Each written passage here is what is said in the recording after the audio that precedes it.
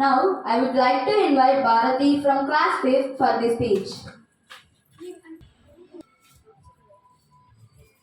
గౌరవనీయులైన ప్రధానోపాధ్యాయురాలు గారికి, ఉపాధ్యాయ బృందానికి మరియు నాతోటి విద్యార్థులందరికీ గణతంత్ర దినోత్సవ శుభాకాంక్షలు.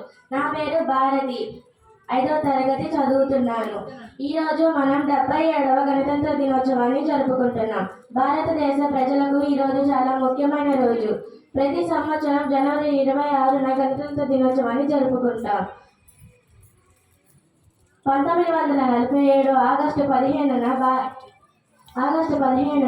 మన దేశానికి స్వాతంత్ర్యం వచ్చినప్పటికీ సొంత రాజ్యాంగం లేదు. డాక్టర్ భీమ్రావ్ అంబేద్కర్ భారత రాజ్యాంగాన్ని రూపొందించడానికి ముసాయిదా కమిటీని ఏర్పాటు చేశారు.